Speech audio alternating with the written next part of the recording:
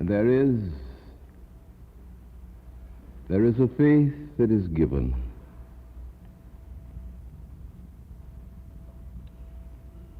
Faith in God. And there is a faith that is accepted. And when I accept that which is given, then I have found that which is able to answer all of the deepest and most searching needs of my life. In one of the chapters in Jesus and the Disinherited, I try to put this into words.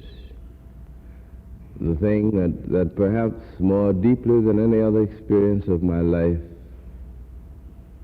stands behind as the image and the qualitative overtone of all that I've been trying to say.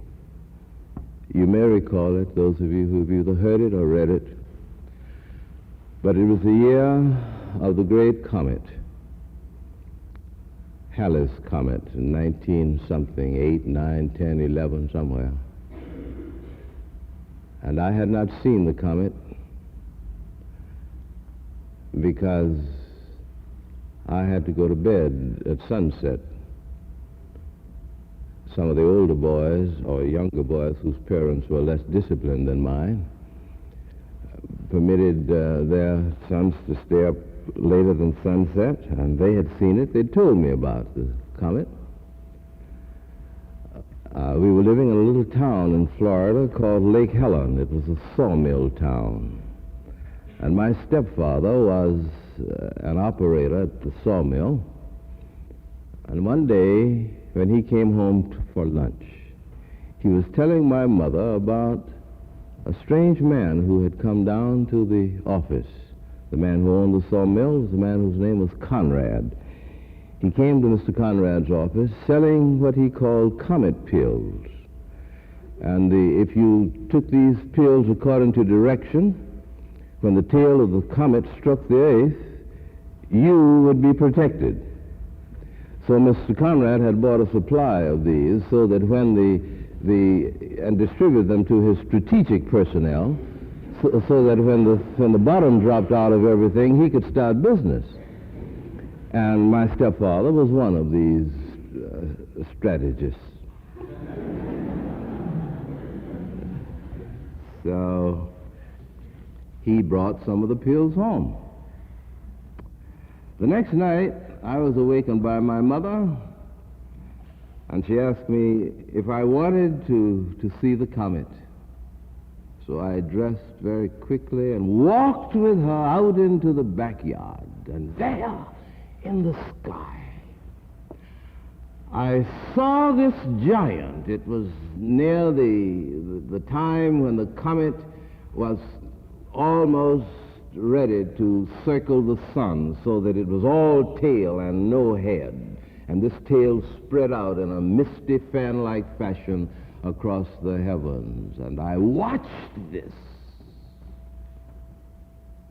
in the way that perhaps a bird must watch the eyes of a snake when he's charmed. And then I said, Mama, what will happen to us when that thing falls out of the sky? And not hearing any word from her, but I felt her hand tighten on my shoulder, and I looked up in her face, and one bit of moisture dropped on my cheek from her eye, and I saw in her face something that I had seen only one time before, and that was when I walked into her room without knocking, and I found her kneeling by her bed in prayer, and the moonlight fell across her face. And then she said, nothing will happen to us, Howard. God will take care of us. Now, I have lived hard since those days, and I know that life is as hard as pig iron. I have not worn blinkers, but the insight of my mother, simple, unsophisticated, sensitive, creative, free insight, is, after all, the ultimate word that the spirit of man has to say, not only about the meaning of life, but about the meaning of death.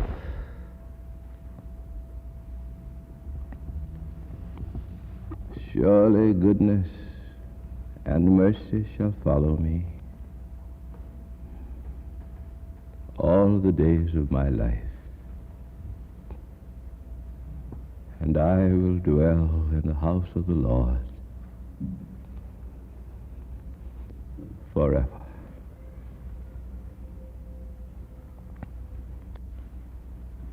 Leave us not alone.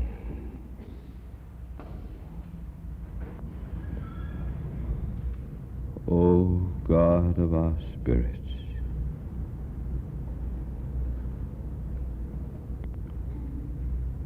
leave us not alone.